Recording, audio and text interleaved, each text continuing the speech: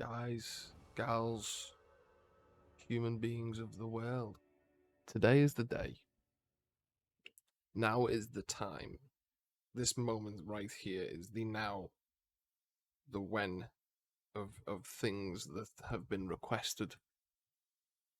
The most requested things ever that we've ever had requested in ever. It is the explanation, the tutorial, the video that will end all of question.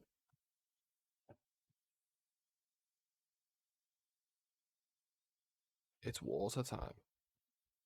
No, that sucked. I shouldn't have used that. Ah, I've recorded this like 4 times already. I'm not redoing it. Yeah, okay. Water. Everyone rages about water.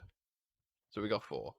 Because this is the ultimate version of True-VFX. It's got 4 waters.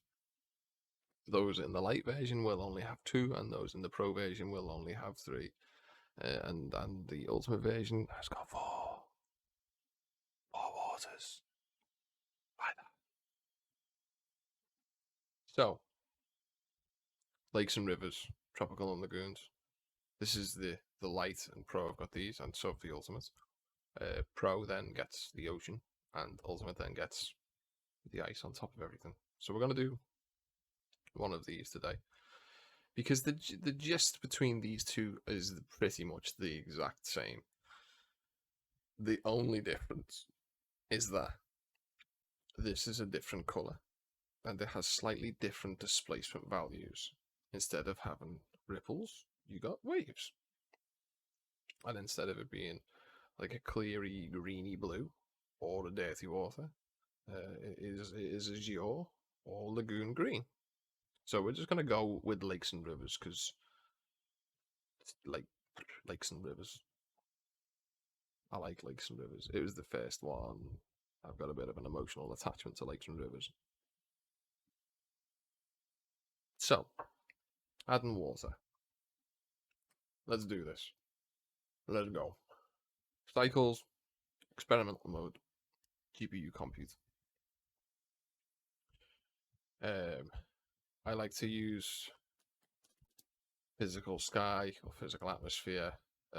Do have pro skies too, but I just like physical atmosphere. And I'll show you. I'll flick between the two in a second, just to show you how the water is affected in each light.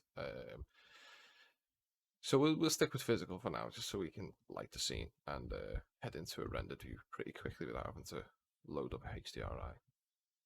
Let's add our water. When you add your water, you will be greeted with this tiny little thing. It's like a little. It's not a cube. Cuboid? Is it cuboid? Rectangular cube. Rectcube. This, you'll be given this. It's a plane.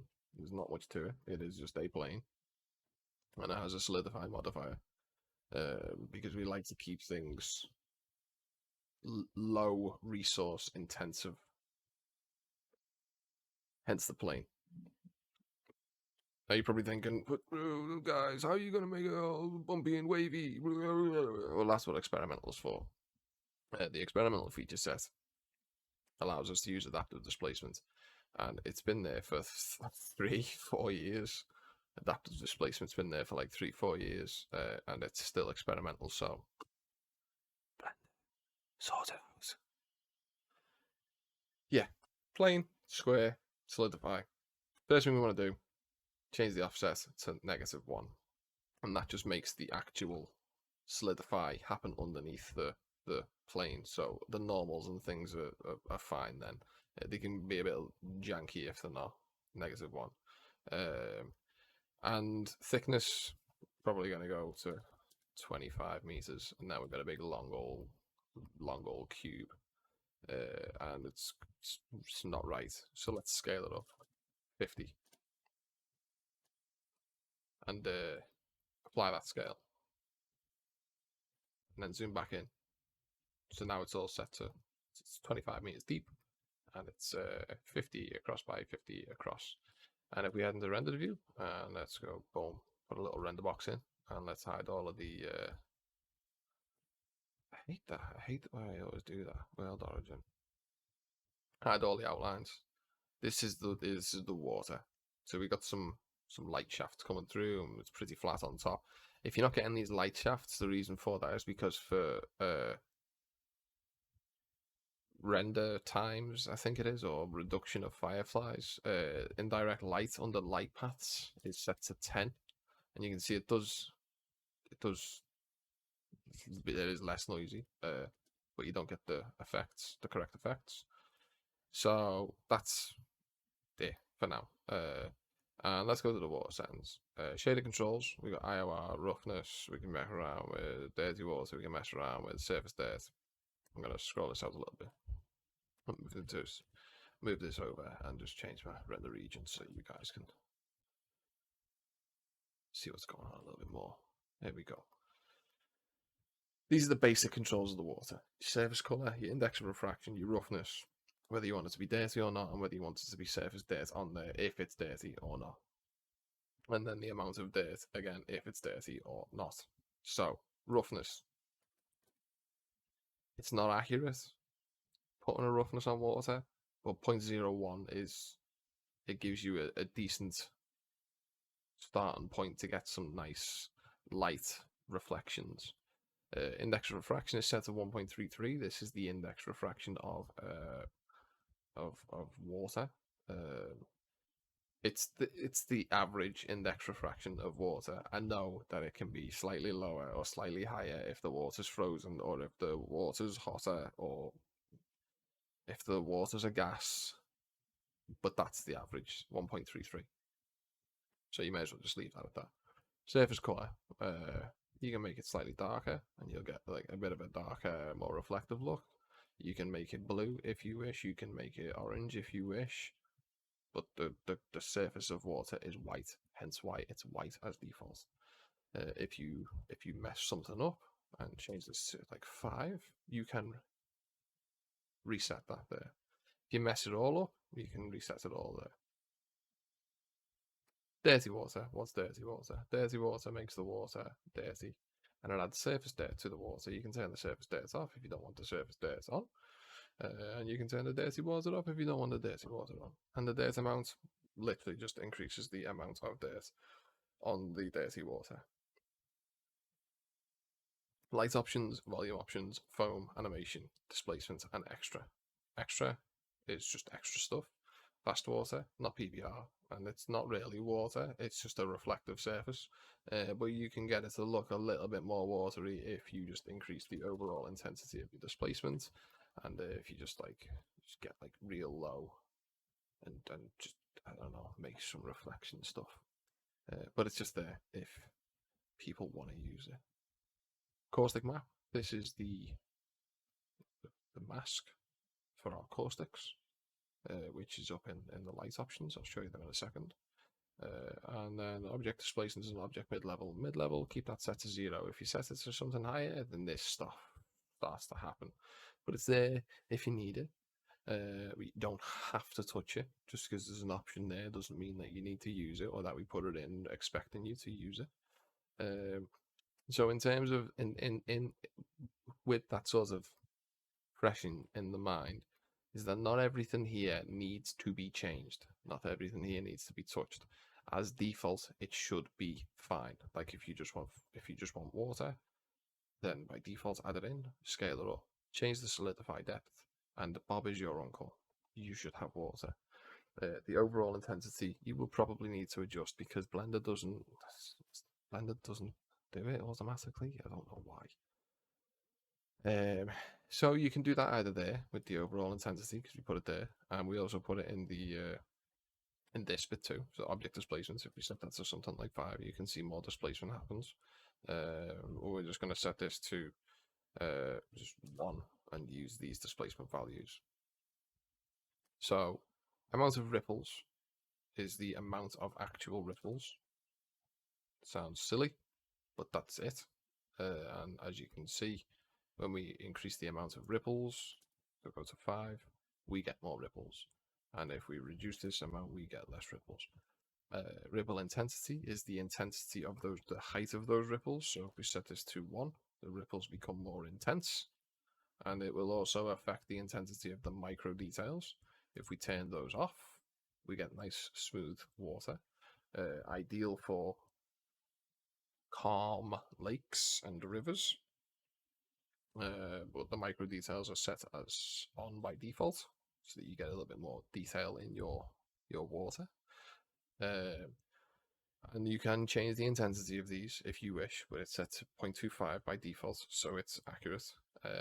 And if you do make it just a stupid figure, you can just reset it. And rain, we have got rain. So let's turn the micro details off for a second and turn our rain on, so you guys can see what rain is.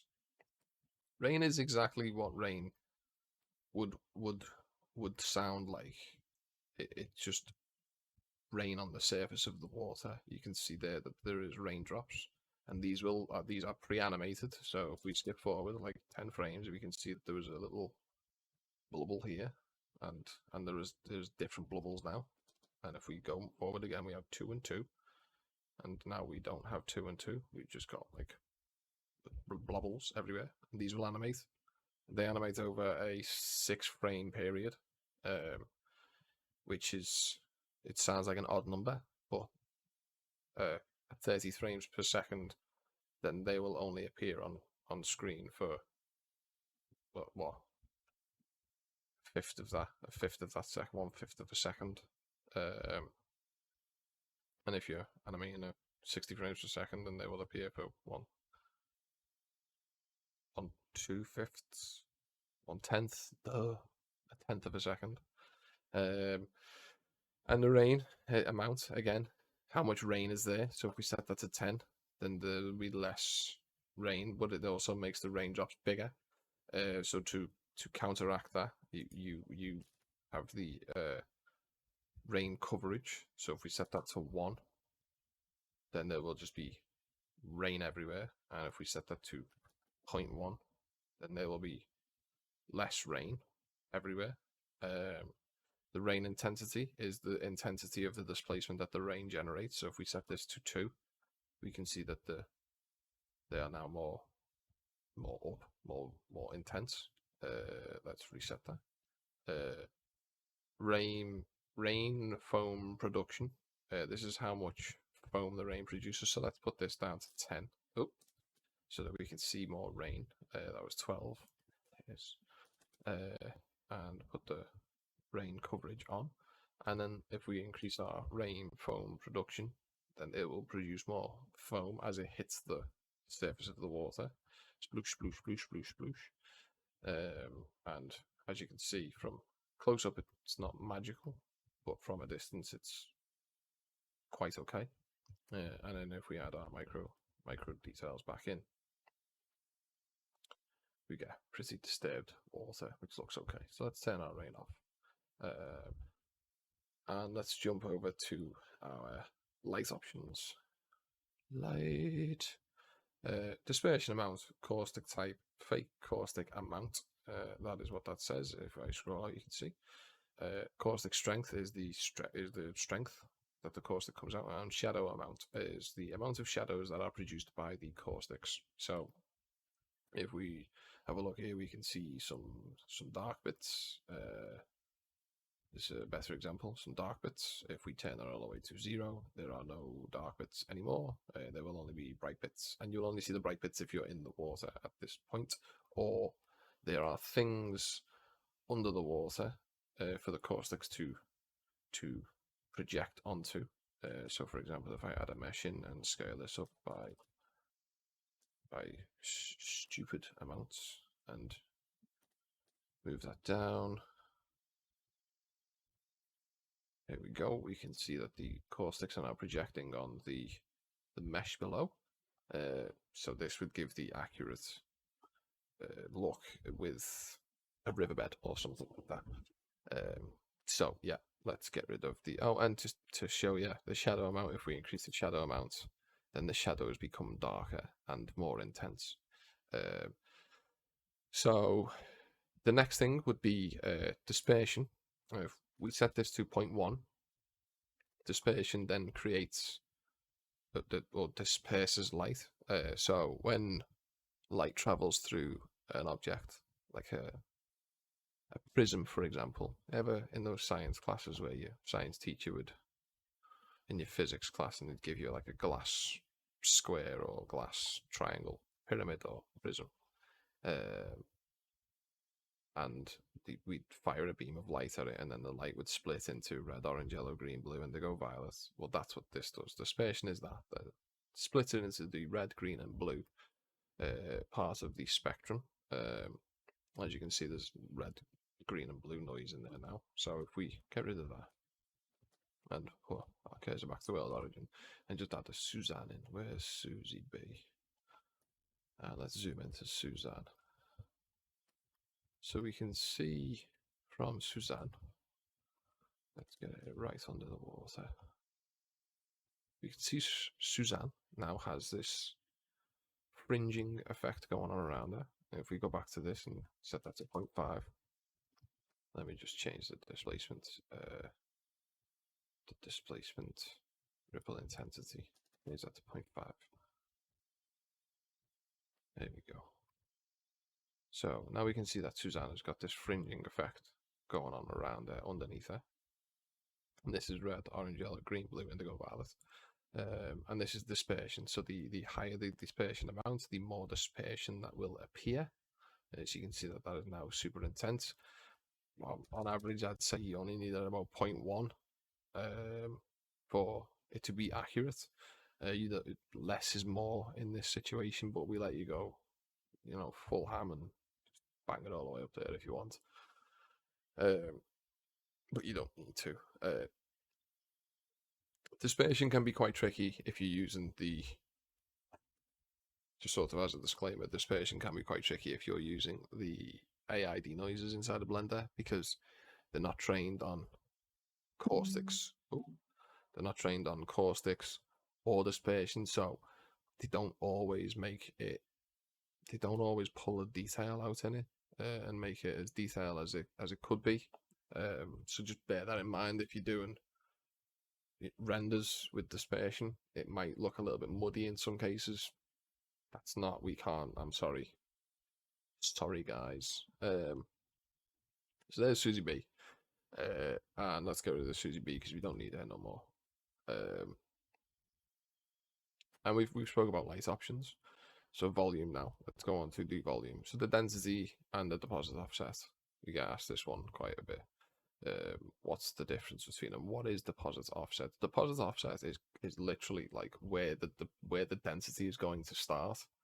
So in the real world, water, in an enclosed environment, so like the ocean, for example, obviously has things underneath it like surfaces, rock beds, all that kind of stuff, and light comes through from the sun, pew, hits the water, and then at around like 100 meters, that intensity starts to die off, and as you get deeper, it gets darker. So that's the deposit offset. So if we set the density to something like 1, for example, with the deposit offset of 0, you can see as light comes in and it hits the bottom, it is darker now because it's not as intense. It's a approximation of a simulation of the real world physics. It's not totally accurate, but there is a specifically accurate value that I'll show you in a minute. So if we set the deposit offset to 0.5, you can see that light comes in, and as it hits the halfway point, it becomes dark. And this is great if you're wanting to do some renders where let's have a quick look here. Let me just head out of rendered view and head into the walk fly mode. Right, here we go. Right. Okay. So back into rendered view and head into the walk fly mode. And if we go below the water, so we can see now that the water is bright at the top, because the deposit density, the deposit offset is quite low. And then as we travel through the water, very fast, it gets darker at the bottom. And as we travel further up, it's lighter. And as we hit the midway point, we can see that the water is starting to get dark if we look down. And then if we look back up, we can see that the water is nice and clear. And this is like I said, it's an approximation of a simulation of what actually happens in the real world. So we don't need to be in the fly mode anymore. But the most accurate sort of approximation of this is if your depth is 150 meters. So if we go to solidify and thickness and make that 150, and we just scale this up just a touch so we can see what's going on. And then we head back to our deposit offset and set that to 0, and then set our density to 0.1. 0.15. We can see now that the light, as it hits the 100-meter mark, starts to become dark. So let's say the 100 meters is here somewhere. As it hits the 100-meter mark, it starts to become dark. And then if we go 250 meters deep, we can see that it's starting to get darker again. But you can only start to simulate this when you make the object wider. And the reason for that is because the depth, like the sides, also let light in. So if we set that now to 0.1, you can see that at the 100-meter line, light basically fails to penetrate. And this gives us a good example of being inside the water and looking up, and you can see the light. And then if you look down, it is just darkness. But that's the most accurate. If we scale that to 0.5, it's just half the scale again, and apply the scale, and then reduce our thing to 50 meters again, and then let's just go back up. You can ignore me for this bit, guys, and set that to 0.5. Yeah, so you need a big object, and you need to be pretty deep for it to be as close to simulating the accuracies of real life that it could be. Light penetration. Let's jump on to light penetration. What is light penetration? That is technically anisotropy. And it's as you increase this, then light will. Let's increase the density to 0.5. You can see now that light is the closer we get to 1, the 0.99, you can see that light is more concentrated around, or the density is less concentrated around the light source. So as we sort of move around, we can see there's the sun, and if we move across pan, then we get the same, but as if we rotate, then it will offset because it's based on the direction that the light's coming in. So 0.75 is default. It's not entirely accurate, but it is the most artistically pleasing. For it to be totally accurate, it would be 0 because there's very little anisotropy in water. So we would just let's leave that at 0.75. That will give you the best all-round results. Hue, saturation, and lightness. These are artistic values. These are artistic values. We don't care what you do with them. You can't be wrong with them. You can't be right with them. They're just the values for you to adjust the hue, saturation, and lightness of the volume. For example, 0.25 makes the water green. You now have an algae-based water. 0.75 makes the water pink. You now have a sulfur hydroxide based water. I don't know, an alien water or an alien liquid. 0.5 is no. 0.5 for the hue is nothing. No hue will be adjusted. Small amounts. 0.55 can get you some okay colors, some nicer colors. 0.475, for example, makes it a little bit greener. 0.55 makes it a little bit bluer. If you go to 0.6, you get a little bit too blue. But 0.525 things like that, you'll get some nice coloration. If you just jump around like 0.05 either side of this. Saturation is exactly what it says on the tin. Again, saturation, how saturated do you want your color of this volume to be? This isn't accurate. I don't know any water that blue. Even our lagoon water and tropical water isn't that blue, but could be somewhere else in the universe. And a saturation of 0.5 makes it grey. And then again, lightness 0.5 makes it darker, and 2 makes it brighter. If you got these values and you just want to quickly go back, you just turn the HSL off, and you'll go back to the default shader color. Volume options are over. Foam. So, foam. Foam. There are 2 options for foam. Generated and paint map, you can see here, and it is default set to paint map, and it is set to on. We don't particularly like the generated because the way generated works is it uses some AO nodes to determine where an object is on the surface and apply foam in that area. Sorry, I'm just having a drink, it's very hot. And apply foam to that particular area of the surface.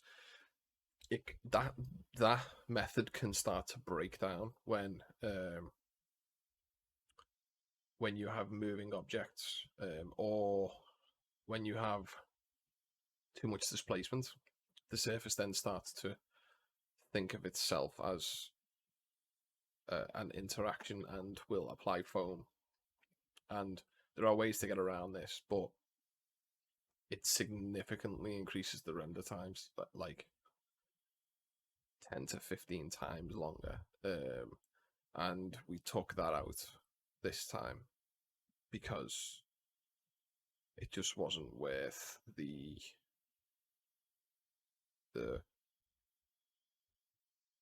it wasn't a fair trade-off for a lot of people. So we've come up with another method, which is a paint map.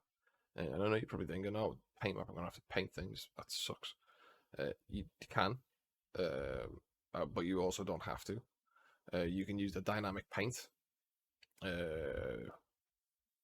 here. So you can set this up as a canvas and then use objects as a paintbrush. So if you have a boat, for example, going over the water, you can use that as a dynamic paint to output a texture image sequence, and then you can just plug that straight into your custom foam map. But what I'm going to do here is I'm going to just paint one on. So I'm going to put Suzanne back. There she is. Let's scale it up. I'm going to rotate her along her X. And I'm just going to paint around her. So I'm going to select the water. We're going to enable our outlines so that we can see what's going on. We're going to head into texture paint mode. Head over to tool. And we're going to add simple UVs. And then create a texture by clicking no textures plus base color. Make sure the base color is black. Doesn't matter what your resolution is. You can have it as high resolution as you want or as low resolution as you want. And then just click OK. And then you just paint. It's that simple. You just paint anywhere on here. And obviously this is, there we go. Probably best if we do it from the top down. Yeah, there we go. Let me just paint this all black again. Yay. Let's paint it all white again. So I'm just going to paint around Suzanne, just silhouette her, like so. And then create a bit of a trail. And then use the blur tool. I'm going to increase the radius and just blur it off. Blur it all up. And then smudge. I'm going to smudge it up, and blur it all up. Like as if there's like a trail or something.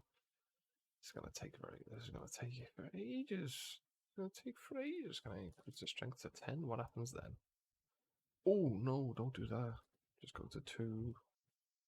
There we go. Make that blurry. Make that blurry. Blur it out. Blur, blur, blur, blur, blur. So this is just like foam trailing off to show foam trailing off. So, before we do that, make sure you save all your images. And then let's head back to object mode. Let's head back into the True-VFX panel and use a custom foam map. Change the manual foam map from vertex to image, and we're just going to pick our image that we made, true water base color. And if we go back into rendered mode, we can see that there is some kind of foam there. What we'll want to do is we'll want to increase the visibility to something like 5, just so we can get it more visible. And as you can see, there's now foam that moves around Suzanne, and it follows the outline of what you've just done. So if we increase the visibility to 15 or something to show it's a little bit brighter, you can see that as it feathered off, it's not as bright up there, and it is brighter down by Suzanne, and the outline of the foam has like ripples following it, which will work also with a dynamic paint map. So if you've got like an object moving across the surface and it's creating a texture-based image sequence paint map, then the foam will move with that as an example. And again, visibility is just how visible do you want the foam. So that's that for that foam. Let's go to the custom map, and let's try the generated. I probably won't be able to because it's going to be super bugged. So yeah, here we go. So it's already generating foam around the outside and things because of the displacement. But we got some showing up around Susie B. Not much, just a little bit here. Maybe if we increase high calculations and kill my computer.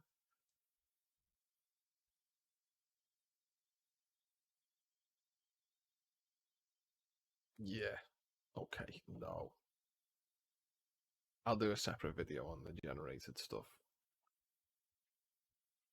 Let's just turn our foam map off. Yeah. There we go. So that's foam, kind of. Animation values. What are animation values? Well, these are the values that the thing will animate in.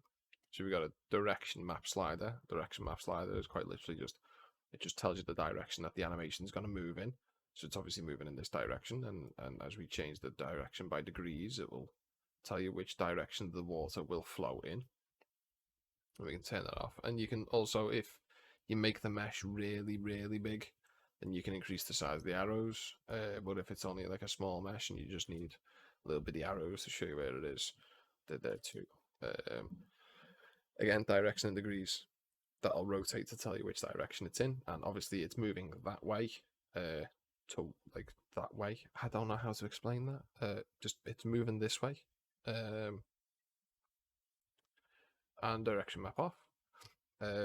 Ripple animation. Oh, let's have a look. Speed. So that is the speed that the ripples themselves will distort at. 3 is a good value, which is why we set 3 as the default value. Raindrop animation speed, like I mentioned earlier, the rain is animated, and 0.5 is the one that'll move over 6 frames. Foam animation speed. So when you have a foam map on, whether it's generated or painted, the foam will also move, and it'll move in the same direction as the water, which is what would happen in real life. Caustic animation speed. This is how fast the caustics will move in the water. And then direction animation speed. So this is just the overall direction, like the speed that the stuff will move in that direction. If this is set to 1, because that's just like a steady pace water after doing some testing. These settings are the ones that we used in the teaser video for the Coming in June release that we did. So that the video of that river, these are the exact settings that we used in that. And that's it. That's kind of it. There's not much else to talk about other than sort of like, I guess, setting a scene up with you guys. So we can do that really quick. So I just guess we just add like we'll just use an ANT landscape for this one, and I'll probably just end up using Canyon. Will it be Canyon? Yeah, I'm gonna set the subdivisions to 80 by 80. And we're just gonna scale this up, scaly up, and G and Z. And I'm gonna, yeah, I'm probably gonna put the whole thing in. I'm gonna scale it on the Z a bit, and G Z. To get that under the water. Yeah, this looks cool. So I'm probably gonna scale it on the Z, reduce it on the Z, sorry. Okay, yep. And we're gonna hide our water for now and apply the scale of this. Let's add the material. Let's just add some rock stuff. So I guess aquatic maybe, yeah. Let's have a quick look. Okay, and I'm gonna want to put a, yeah, we'll use that one for the ground, and then we'll do cliffs and click to use, and we're gonna use maybe the red aquatic stuff. I feel like that might not be bright enough. Let's try tropical.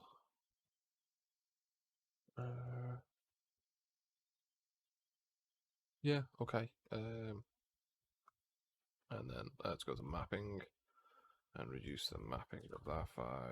And let's shader displacement strength. So that's a 1.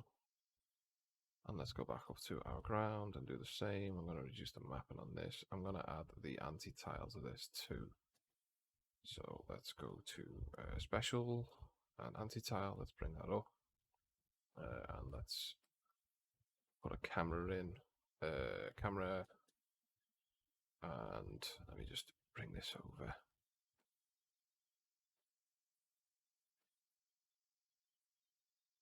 Yeah, something like that. What are we going to do now? What are we going to do? Doing this totally off the cuff here because I didn't really plan on showing you. I was going to do a separate tutorial, but we may as well. We spent like 30 minutes together so far, guys. We may as well finish this one out, you know what I mean? Blending, yeah, all good with that. Assets, let's put some rocks in. Let's just do some rocks. Let's put some sandy rocks in. Let's go add rocks. Let's increase the scale of them. Minimum scale, maximum scale 2. I guess if we hide our outlines, I guess we maybe go to maximum scale 3 and add a modifier. What modifier we're gonna do? Slope mask, because we don't want it on the slopes. Suppose, and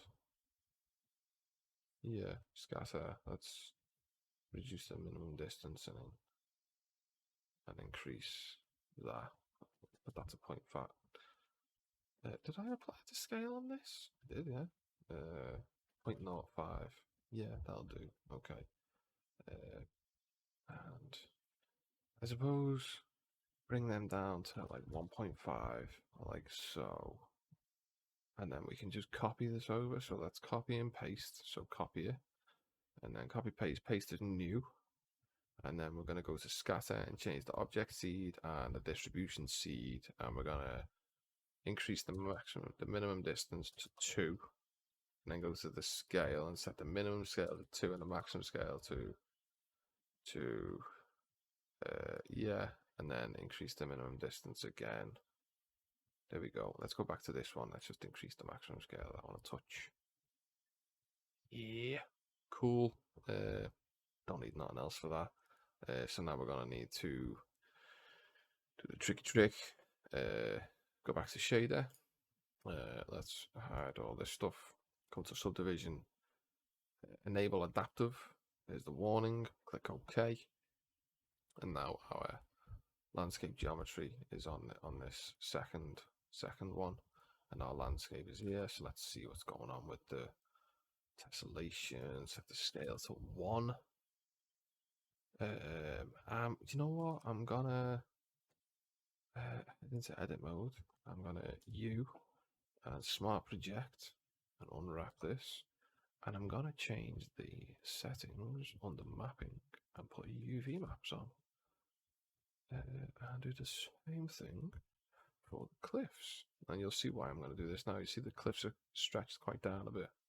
Well, if we go to use UV map, they don't do that no more. And we can be a little bit cheaty. This is how I'm probably going to do it. Go U and then project from view, like so. And then let's have a look. Texture scale and set that to 10. And then I'm going to go back to the ground. I don't like this stretching here. I'm going to go back to the ground, turn the UV map off on there, and then go to the blending. Round cliff coverage to 0.25, and 1. And go to the shader tab, displacement to 1, displacement to 3. I want that really bumpy. And again, the same for cliffs. Displacement under the shader, and we're going to set that to 3. And then we're going to put our water back. And now we'll go back to our water, go to light options, go to caustic strength, set that to something stupid like 15. And let's go to our volume options and set the deposit offset to 0. And now we can see we've got some stuff going on in there. And I'm probably gonna change the lighting like I said earlier. Let's go to Pro Lighting Skies. Let's choose one of the cloudy ones. You can get any lighting you want, guys. I'm gonna change the thing to 30, 15. Yeah, intensity to 15. Change the rotation 90 degrees, minus 90, minus 45. Where's the sun? Minus 25. There. And we're gonna change the angle that we're looking at this at. And add some dispersion. Like so. And then I'm just going to quickly render this one out for you. And get back to you in a sec.